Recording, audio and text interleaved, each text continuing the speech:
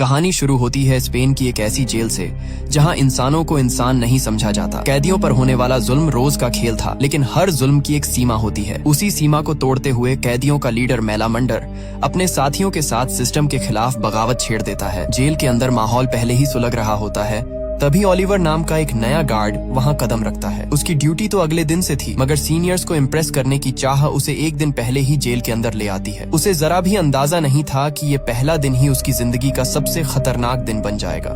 जैसे ही मेलामंडर की नजर गार्ड के हाथों में चाबियों पर पड़ती है, खेल पलट जाता है। उसी पल छत का एक बड़ा हिस्सा टूटकर ओलिवर के सिर पर गिरता है और वो वहीं ढेर हो जाता है। मेलामंडर अपने मुंह में छुपाई पतली स्टील वायर से बिना किसी आवाज के हथकड़ी खोल लेता है। वो गार्ड को उकसाता है और जैसे ही गार्ड पास आता है, हथकड़ी से उसका दम घोंट देता है। सब कुछ इतनी तेजी से होता है कि किसी को संभलने का मौका तक नहीं मिलता।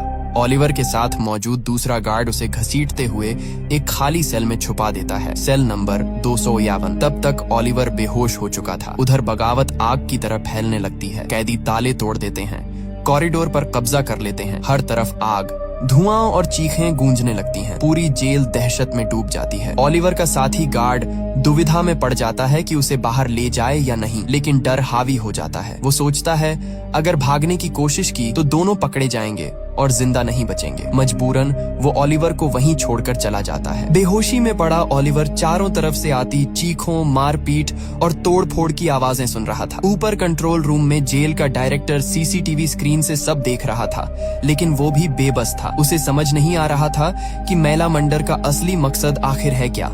कुछ देर बाद मेलामंडर का एक आदमी सेल 211 तक पहुंचता है। जमीन पर पड़े एक अनजान शख्स को देखकर वो बिना सोचे उसे जोर का थप्पड़ मारता है। ओलिवर की आंखें खुल जाती हैं, लेकिन दिमाग अभी भी सुन्न था। कैदी उससे सवाल करता है, जवाब न मिलने पर दरवाजा बंद कर देता है और चला जाता है। अब ओलिवर को पूरी तरह समझ आ जाता है कि जेल में दंगे भड़क चुके हैं और वो उनके बीच फंसा हुआ है। वो तुरंत हालात के हिसाब से खुद को ढालने लगता है। अपने शू लेसेस निकालकर टॉयलेट में फ्लश कर देता है, बेल्ट गद्दे के नीचे छुपा देता है और पर्स भी टॉयलेट में डाल देता है, क्योंकि उसे पता है नए कैदी से ये सब छीन लिया जाता है। वो अपनी शादी की अंगूठी उतारने ही वाला होता है कि अचानक सेल का दरवाजा फिर खुलता है। इस बार वही आदमी वापस आता है और अब ओलिवर को लेने आया होता है। ओलिवर को घसीटते हुए सीधे मेलामंडर के सामने लाया गया। माहौल इतना तना हुआ था कि जरा सी गलती जान ले सकती थी, लेकिन ओलिवर के चेहरे पर हैरानी की जगह अजीब सा कॉन्फिडेंस था। उसने आराम से एक सिगरेट निकाली, कश लिया और डब्बा वापस बढ़ा दिया। बिल्कुल शांत लहजे में बोला कि वो तो आज ही जेल में आया है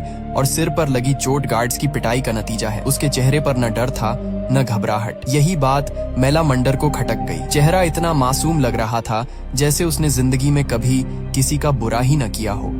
मेलामंडर कुछ कहता, उससे पहले ही ओलिवर अकड़ के साथ बोल पड़ा, क्या बे, तू ज्योतिषी है? शक्ल देख के मेरा पूरा इतिहास पढ़ लेगा। ये सुनते ही माहौल में सन्नाटा छा गया। कुछ सेकंड तक मेलामंडर बस उसे घूरता रहा। यही अकड़ धीरे धीरे उसके भरोसे में बदलने लगी। फिर भी पूरी तरह तसल्ली के लिए उसने ओलिवर को पैंट उतारने का हुक्म दिया। ओलिवर कंफ्यूज जरूर हुआ, लेकिन हालात समझकर चुपचाप मान गया। यही उसकी किस्मत थी। जेल में किसी कैदी को अंडरवियर पहनने की इजाजत नहीं होती और इत्तेफाक से ओलिवर वैसे भी नहीं पहनता था। मेलामंडर का आखिरी शक भी वहीं खत्म हो गया। अब कैदी जेल में लगे सीसीटीवी कैमरे तोड़ने लगे। ओलिवर समझ गया कि अगर सारे कैमरे टूट गए तो बाहर से उसका हर कनेक्शन खत्म हो जाएगा। उसने पूरी ताकत से चिल्लाकर कहा, रुको! सबकी नजरें उसी पर टिक गईं। ओलिवर ने समझाया कि एक कैमरा बचा रहने दो ताकि हमारी डिमांड्स बाहर तक पहुंच सके। अगर स्टाफ को नहीं दिखाना तो उसे कपड़े से ढक दो। मेलामंडर को बात जंच गई। भरोसा और गहरा करने के लिए ओलिवर खुद कैमरा ढकने निकल पड़ा। उसने जानबूझकर धीरे धीरे कैमरे के सामने चढ़कर कपड़ा डाला ताकि कंट्रोल रूम में बैठे लोग उसकी शक्ल साफ देख सकें। वहां बैठे अफसर तुरंत समझ गए कि ये आदमी उनका ही गार्ड है। अब पूरी जेल में सिर्फ ओलिवर और कंट्रोल रूम जानते थे कि उसकी असली पहचान क्या है। फिर भी मेलामंडर के दिल में हल्का सा शक बचा हुआ था। वो ओलिवर को उस गार्ड के पास ले गया जिसके हाथों में चाबियां थीं और पूछा कि क्या यही वही गार्ड है जिसने तुझे मारा था? दोनों की नजरें मिलीं और बिना बोले ही तय हो गया कि अब मामला जान और मौत का है। दोनों ने एक साथ पहचानने से इनकार कर दिया। इसके बावजूद मेलामंडर के आदमी उस गार्ड को पीटते रहे। इसी बीच जेल का डायरेक्टर आखिरकार टूट गया और उसने स्पेशल फोर्सेज को कॉल कर दिया। कुछ ही देर में जेल के बाहर स्पेशल फोर्सेज अपनी पोजीशन ले चुकी थी। ऊपर से ऑर्डर बिल्कुल साफ थे, सिर्फ 2 गार्ड बंधक हैं। कैदियों की कोई मांग नहीं मानी जाएगी। बिना देर किए ऑपरेशन शुरू करो और किसी भी कीमत पर जेल का कंट्रोल वापस लो। लेकिन तभी हालात ने और खतरनाक मोड़ ले लिया। खबर आई कि जेल के अंदर 3 बेहद अहम पॉलिटिकल कैदी भी मौजूद हैं, जिनका अब तक ट्रांसफर नहीं हुआ था। मीडिया को दंगों की भनक लग चुकी थी और पूरे देश की नजरें अब इसी जेल पर टिकी थी। ये तीनों कैदी बड़े लीडर्स थे। अगर इनके साथ कुछ भी होता तो बाहर हालात बेकाबू हो जाते और पूरे देश में दंगे भड़क सकते थे। मेलामंडर ये बात अच्छी तरह जानता था और उसने चाल पहले ही चल दी थी। तीनों को अपने कंट्रोल में लेकर उसने सीसीटीवी के जरिए जेल मैनेजमेंट को साफ संदेश दे दिया। अब पॉलिटिकल कैदियों के बंधक बनते ही कैदियों की ताकत कई गुना बढ़ गई। जेल के अंदर जश्न जैसा माहौल बन गया। कंट्रोल रूम में बैठा जेल डायरेक्टर समझ चुका था कि मामला अब हाथ से निकल चुका है, इसीलिए मजबूरन कैदियों से बातचीत के लिए एक आदमी बुलाया गया।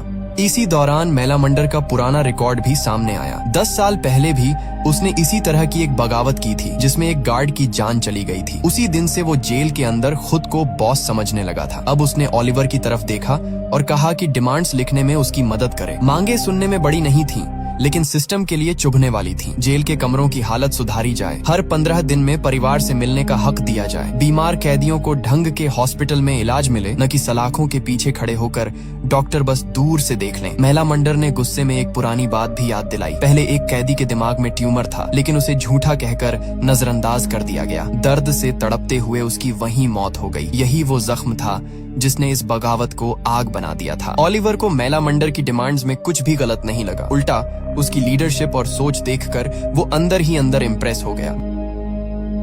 बातचीत के दौरान ओलिवर ने बड़ी चालाकी से अपनी पर्सनल कहानी छेड़ दी। उसने बताया कि उसकी वाइफ प्रेग्नेंट है, बच्चा आने वाला है और वो खुद जेल में फंसा हुआ है। ये सुनकर मेलामंडर के चेहरे पर अफसोस झलक आया। भरोसा और गहराने के लिए ओलिवर ने एक झूठी कहानी भी गढ़ दी। उसने कहा कि जिस आदमी को उसने मारा था वो ड्रग डीलर था और उसी ने उसके छोटे भाई की जान ली थी। बदला लेने के अलावा उसके पास कोई रास्ता नहीं था। ये सुनकर मेलामंडर को उसके लिए और बुरा लगने लगा। ओलिवर तेजी से उसके करीब आता जा रहा था। इसी बीच नेगोशिएटर भी जेल के अंदर पहुंच चुका था।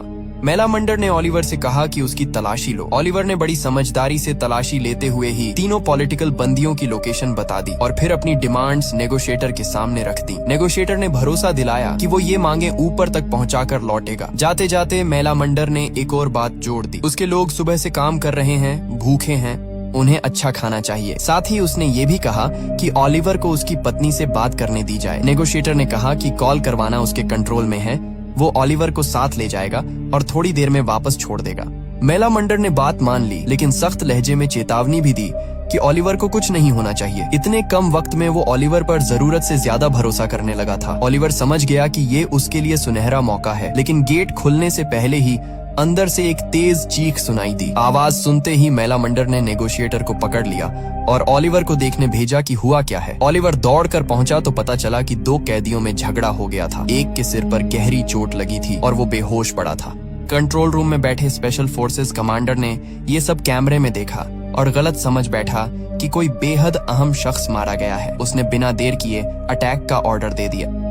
ओलिवर को तुरंत समझ आ गया कि अगर फोर्सेस अंदर घुसी तो कत्लेआम मच जाएगा। उसने फौरन तीनों होस्टेज को उठाकर सर्विलेंस कैमरे के सामने ला खड़ा किया ताकि कमांडर देख सके कि सब जिंदा हैं और हालात कंट्रोल में हैं। जैसे ही कमांडर ने उन्हें स्क्रीन पर देखा, उसने अटैक रोक दिया। बातचीत फिर से शुरू हो गई। ओलिवर की सूझबूझ और हिम्मत ने न जाने कितनी जानें बचा ली थी, मगर मेलामंडर को ये बात खटकने लगी कि ये आदमी आज ही आया है और आज ही हीरो बन रहा है। ओलिवर ने हालात भांप लिए। उसने तुरंत सबके सामने मेलामंडर का हाथ उठाकर कहा कि ये सब सर के कहने पर किया है। अब कैदियों का जोश और बढ़ गया। दोनों को कंधों पर उठाकर सेलिब्रेट किया जाने लगा। मेलामंडर ने उसे साइड में लेकर कहा कि काम बढ़िया किया है, लेकिन अगली बार बिना पूछे कुछ किया तो छोड़ूंगा नहीं। इसी बीच ना जाने कैसे मीडिया में ये खबर फैल गई कि तीनों पॉलिटिकल नेता मारे जा चुके हैं और कई लोग घायल हुए हैं। उधर ओलिवर की पत्नी एलेना एक रेस्टोरेंट में खाना खा रही थी। तभी टीवी स्क्रीन पर वही जेल हर चैनल पर छा गई। उसका दिल बैठ गया। उसने ओलिवर को बार बार कॉल किया, लेकिन फोन आउट ऑफ रीच था। आखिरकार जब उसकी बात ओलिवर के एक कलीग से हुई तो उसने बस इतना कहा कि ओलिवर दूसरी ब्रांच में ड्यूटी पर है और शायद फोन बंद होगा। एलेना ये बात मानने को तैयार नहीं थी। उसे साफ लग रहा था कि कुछ बहुत गलत है। उसने तुरंत अपनी कार निकाली और जेल के बाहर पहुंच गई। तब तक वहां कई कैदियों के परिवार वाले भी जमा हो चुके थे। हर किसी की आंखों में एक ही सवाल था, अंदर उनका अपना आदमी ठीक तो है ना? एलेना भी उसी भीड़ में शामिल हो गई। ओलिवर के बारे में पूछती रही, लेकिन किसी के पास कोई साफ जवाब नहीं था। जेल के अंदर मैलामंडर अपने साथियों के साथ आराम से खाना खा रहा था। माहौल कुछ देर के लिए शांत लग रहा था और ओलिवर भी बड़े ध्यान से उसकी पुरानी कहानियां सुन रहा था। तभी वही कैदी नजर आया जिसकी वजह से थोड़ी देर पहले झगड़ा हुआ था। मैलामंडर तुरंत भड़क गया। वो उसके पास गया और उसे सबक सिखाया, क्योंकि उसकी एक गलती से पूरा प्लान बिगड़ते बिगड़ते बचा था और सबकी जान खतरे में पड़ गई थी। इसी हंगामे के बीच ओलिवर को मौका मिल गया। मैलामंडर की कुर्सी पर रखा वॉकी टॉकी उसने चुपचाप उठा लिया। उसके दिल में सिर्फ अपनी पत्नी का ख्याल था। उसने तुरंत अपने कलीग से संपर्क किया और कहा कि एलेना को बता दे कि वो ठीक है। उधर से जवाब आया कि एलेना से बात हो चुकी है और सब कुछ अरेंज कर दिया गया है। ओलिवर ने थोड़ी राहत की सांस ली। कुछ देर बाद मैलामंडर और उसके आदमी जेल में लगे टीवी पर बाहर चल रहे प्रोटेस्ट देखने लगे। हर तरफ रिश्तेदारों का हंगामा था। कैमरे उनकी चीख पुकार दिखा रहे थे। मैलामंडर ने तय किया कि अब जेल मैनेजमेंट से दोबारा बात करनी होगी। जैसे ही उसने वॉकी टॉकी ढूंढी, वो कुर्सी पर नहीं थी। घबराकर उसने और उसके आदमियों ने हर जगह तलाश की, लेकिन कुछ नहीं मिला। तभी ओलिवर आगे आया और बोला कि उसने वॉकी टॉकी संभाल कर रखी है, क्योंकि गलत हाथों में चली जाती तो बड़ा नुकसान हो सकता था। बात सही लगी, इसलिए किसी को शक नहीं हुआ। लेकिन बैल्कनी से अपाचे सब कुछ देख चुका था। वो चुपचाप अपने कमरे में गया, एक छोटे टिन के डिब्बे में छुपा मोबाइल निकाला और एक गार्ड को कॉल किया। यहीं से खुलासा हुआ कि अपाचे असल में जेल अथॉरिटीज के लिए काम करने वाला खबरी था। कुछ ही देर में उसे ओलिवर की असली पहचान भी पता चल गई। उधर जेल के बाहर गुस्सा और भड़क चुका था। भीड़ ने गार्ड ऑफिस पर पत्थर फेंकने शुरू कर दिए। पहले से तमतमाया गार्ड यूट्रेला आपा खो बैठा। उसने तुरंत एक टीम बनाई और लाठियां लेकर भीड़ पर टूट पड़ा। बिना सोचे समझे मार शुरू हो गई। तभी जेल के अंदर टीवी स्क्रीन पर ओलिवर ने अपनी पत्नी एलेना को देखा। भीड़ में डरी सहमी सी, उसका खून खौल उठा। उसने झट से वॉकी टॉकी उठाई और गुस्से में अपने कलीग से पूछा कि जब सब अरेंज था तो उसकी पत्नी वहां क्या कर रही है। उसी पल कलीग को समझ आया कि मीडिया सब कुछ लाइव दिखा रही है और परिवार वाले टीवी पर अपने लोगों को देख पा रहे हैं। जेल अथॉरिटीज ने तुरंत पूरी जेल का टीवी सिग्नल काट दिया। बाहर हालात और बिगड़ गए। भीड़ में धक्का मुक्की बढ़ने लगी और एलेना को पेट में तेज दर्द होने लगा। तभी एक लाठी का वार हुआ और वो जमीन पर गिर पड़ी। यूट्रेला के उस वार को मीडिया कैमरे ने साफ कैद कर लिया। अंदर टीवी बंद होते ही कैदियों का गुस्सा और भड़क उठा। मैलामंडर ने फौरन वॉकी टॉकी पर मैनेजमेंट से घायल लोगों की लिस्ट मांगी। ओलिवर ने जब अपनी पत्नी के बारे में पूछा तो जेल वालों ने झूठ बोलते हुए कहा कि सब ठीक है। तभी अपाचे उसके पास आ गया। उसने धमकी दी कि अगर उसकी बात नहीं मानी तो सबके सामने ओलिवर की सच्चाई खोल देगा। ओलिवर जरा भी नहीं डरा। उसने उल्टा उसे घूरते हुए कहा कि वो तो आज ही जेल में आया है और गार्ड है, लोग उसका धोखा शायद सह भी लें। लेकिन अपाचे तो सालों से कैदी बनकर सबको धोखा दे रहा था। ये सुनते ही अपाचे के चेहरे से रंग उड़ गया। उसे अंदाजा नहीं था कि ओलिवर उसके बारे में सब जान चुका है। बाहर यूट्रेला को सस्पेंड कर दिया गया। कागजों में लिखा गया कि उसने भीड़ में किसी को चोट पहुंचाई है, लेकिन हकीकत ये थी कि जेल अथॉरिटीज उसे बचा रही थी। अंदर जेल में मैलामंडर और ओलिवर शांति से बैठे आगे की रणनीति पर बात कर रहे थे। मैलामंडर ने कहा कि वो सारी जिम्मेदारी अपने ऊपर ले लेगा और ये दिखाया जाएगा कि ओलिवर मजबूरी में उसका साथ दे रहा था। इससे ओलिवर की सजा कम हो जाएगी और वो जल्द अपनी बीवी और होने वाले बच्चे के पास लौट सकेगा। उस पल ओलिवर को पहली बार लगा कि शायद सब ठीक हो सकता है। तभी जेल मैनेजमेंट की तरफ से घायलों की लिस्ट आ गई। मैलामंडर ने लिस्ट देखी तो उसमें सिर्फ 4 नाम थे। वो तुरंत समझ गया कि मैनेजमेंट झूठ बोल रही है। उसका गुस्सा फूट पड़ा। उसने कहा कि अब कोई बड़ा कदम उठाना पड़ेगा। उसने फैसला कर लिया कि 3 बंधक नेताओं में से किसी एक को मार दिया जाएगा। ओलिवर ने तुरंत रोका। उसने समझाया कि अगर किसी बंधक को मार दिया गया तो फोर्सेस बिना सोचे अंदर घुस आएंगी और कोई भी जिंदा नहीं बचेगा। फिर उसने एक खौफनाक लेकिन कम खतरनाक रास्ता सुझाया। सिर्फ एक कान काट देते हैं ताकि उन्हें समझ आ जाए कि हम मजाक नहीं कर रहे।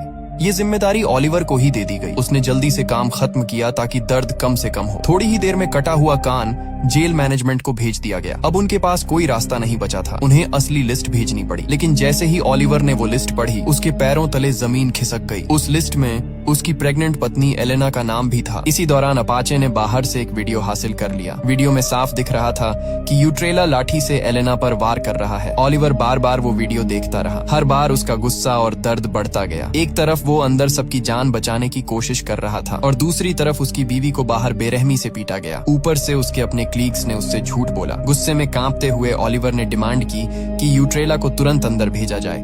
बंधकों की जान खतरे में थी, इसलिए मैनेजमेंट मना नहीं कर पाई। यूट्रेला को अकेले अंदर भेज दिया गया। जैसे ही वो अंदर आया, मेलामंडर ने चाकू दिखाकर उसे काबू में कर लिया और कैमरों से दूर ले गया। ओलिवर ने उससे एलेना के बारे में पूछा, लेकिन उसने चुप्पी साध ली। जब ओलिवर ने वीडियो उसके सामने रखी तो उसने नजरें फेर लीं। उसी पल ओलिवर का सब्र टूट गया। वो उस पर टूट पड़ा, मारता चला गया। वो अब होश में नहीं था। उसने वॉकी टॉकी उठाई और अपनी बीवी से बात करने की जिद की। आखिरकार उसे सच्चाई बता दी गई। एलेना और उसका होने वाला बच्चा दोनों नहीं रहे थे। ये सुनते ही ओलिवर पूरी तरह बिखर गया। उसने अपना सिर मेलामंडर के कंधे पर रख दिया और फूट फूट कर रोने लगा। मेलामंडर ने गुस्से में आदेश दिया कि सभी गार्ड को मिलकर पीटा जाए, लेकिन तभी यूट्रेला ने चिल्लाकर ओलिवर की असली पहचान सबके सामने खोल दी। उसने कहा कि ये आदमी जेल का गार्ड है। कैदी एक पल के लिए सन्न रह गए, लेकिन ओलिवर को अब किसी की परवाह नहीं थी। उसके अंदर सिर्फ एक ही चीज बची थी, बदला। उसने सबके सामने यूट्रेला को मार डाला। अपनी बीवी और बच्चे को खोने के बाद उसके लिए जिंदगी का कोई मतलब नहीं बचा था। इसके बाद वो चुपचाप सेल 211 में गया। वहाँ उसने अपनी छुपाई हुई बेल्ट निकाली और सब कुछ खत्म करने की कोशिश की, लेकिन वो मर भी नहीं पाया। जब उसकी आंखें खुली तो दीवार पर लिखा एक वाक्य उसने पढ़ा, एक बूढ़ा आदमी सरदर्द से मर गया। ये किसी पुराने कैदी ने लिखा था। उसी पल ओलिवर को एहसास हुआ कि अब उस आदमी का दर्द ही उसका दर्द है। उसने अपनी पुरानी पहचान वहीं छोड़ दी और सेल 211 का असली कैदी बन गया। जेल के अंदर कुछ लोगों को अब भी उस पर शक था, लेकिन मेलामंडर जानता था कि चाहे ओलिवर पहले गार्ड रहा हो, अब वो उनका अपना है। उनकी किस्मत एक हो चुकी थी। लिस्ट सामने आने के बाद कैदियों का गुस्सा और भड़क उठा। अपने परिवारों की हालत देखकर वो खुद पर काबू नहीं रख पा रहे थे। अब सिर्फ जेल मैनेजमेंट से बात नहीं बन रही थी, सरकार को खुद दखल देना पड़ा। एक बड़े लेवल का आदमी बातचीत के लिए भेजा गया। उसने कहा कि ज्यादातर मांगे मान ली गई हैं। जैसे ही वो डिटेल्स बताने लगा, ओलिवर ने यूट्रेला की लाश घसीटते हुए सबके सामने डाल दी। कैमरे की तरफ देखते हुए उसने कहा कि इसे मैंने मारा है। फिर साफ शब्दों में कहा कि अब हम तभी मानेंगे जब प्राइम मिनिस्टर खुद टीवी पर आकर कहेगा कि हमारी सारी शर्तें मान ली गई हैं। अब ओलिवर पूरी तरह कैदियों के साथ खड़ा था। मेलामंडर ने भी उसका साथ दिया। या तो डिमांड पूरी करो या आकर लाशें उठाओ। नेगोशिएटर को ये सब ऊपर रिपोर्ट करना पड़ा। मेलामंडर जानता था कि सरकार इतनी आसानी से झुकने वाली नहीं है। उसने अपने लोगों को आदेश दिया कि सभी होस्टेज को अलग अलग जगह शिफ्ट कर दो और आखिरी लड़ाई के लिए तैयार रहो। तभी जेल मैनेजमेंट ने एक गंदी चाल चली। उन्होंने मेलामंडर को बताया कि ओलिवर असल में गार्ड है और अगर वो उसे मार देता है तो बदले में उसकी सजा काफी कम कर दी जाएगी। जब मेलामंडर ने ओलिवर की फाइल देखी तो वो एक पल के लिए हिल गया। सच सामने था, लेकिन फिर भी उसने अपने प्लान को नहीं रोका। सभी बंदियों को अलग अलग जगह कैद कर दिया गया। इसके बाद वो चाकू लेकर ओलिवर के पास पहुंचा। जैसे ही उसने ओलिवर की आंखों में देखा, उसे एक गद्दार नहीं बल्कि दर्द से भरा हुआ एक वफादार इंसान दिखा। उसका हाथ रुक गया। उसने चाकू ओलिवर के हाथ में थमा दिया और कहा, मैं तुझे नहीं मारूंगा, मैं तेरे साथ लड़ूंगा। उसी वक्त अपाचे ने मैनेजमेंट को होस्टेज की असली लोकेशन बता दी। स्पेशल फोर्सेज ने तुरंत अटैक प्लान कर लिया। अचानक जेल के टीवी फिर से चालू हो गए। न्यूज चल रही थी कि जेल के सारे पुराने कानून रद्द कर दिए गए हैं। ओलिवर और मेलामंडर हैरान रह गए। दोनों का दिल खुशी से भर गया, लेकिन ये खुशी सिर्फ एक जाल थी। जेल अथॉरिटीज ने जानबूझकर ये सब दिखाया था ताकि कैदी शांत हो जाएं। जैसे ही जेल के अंदर जश्न शुरू हुआ, अपाचे अपनी चाल चल चुका था। उसने उन कैदियों को मार दिया जो होस्टेज की रखवाली कर रहे थे और खुद उनके सामने खड़ा हो गया, जैसे वो उन्हें बचा रहा हो। अचानक जेल के अंदर स्मोक बम गिरने लगे। चारों तरफ धुआं फैल गया। ओलिवर उसी पल सब समझ गया। उसने मेलामंडर से कहा कि अब देर मत करो, सभी होस्टेज को मार दो वरना सब कुछ खत्म हो जाएगा। लेकिन जैसे ही दोनों ऊपर की तरफ बढ़े, पीछे से अपाचे ने नेल गन से ओलिवर पर हमला कर दिया। ओलिवर जमीन पर गिर पड़ा। मेलामंडर उसके पास पहुंचा, लेकिन जख्म बहुत गहरा था, कुछ भी किया नहीं जा सकता था। अपाचे ने जोर से चिल्लाकर कहा कि दोनों लीडर मर चुके हैं। ये सुनते ही कैदियों ने हथियार डाल दिए। मेलामंडर सब कुछ अपनी आंखों के सामने खत्म होते देखता रहा। उसने आंसू पोंछने की कोशिश की ही थी कि अपाचे ने पीछे से उसे गोली मार दी। मेलामंडर गिरा, बदला लेने की कोशिश की, लेकिन अपाचे ने एक और गोली दाग दी। वहीं सब खत्म हो गया। स्पेशल फोर्सेज ने बिना किसी रुकावट के जेल का कंट्रोल वापस ले लिया। उधर ओलिवर भी दर्द से कराहते हुए दम तोड़ चुका था। सब कुछ खत्म होने के बाद ओलिवर का एक कलीग उसकी लाश पहचानने आया। शर्मिंदगी के साथ उसने सेल 211 का दरवाजा खोला। अंदर सिर्फ एक अंगूठी रखी थी। ओलिवर एक ईमानदार और अच्छा इंसान था, लेकिन समाज ने उससे सब कुछ छीन लिया। आखिर में उसने गार्ड बनकर जीने से बेहतर एक कैदी की तरह मरना चुना। वीडियो पसंद आई हो तो लाइक जरूर कर।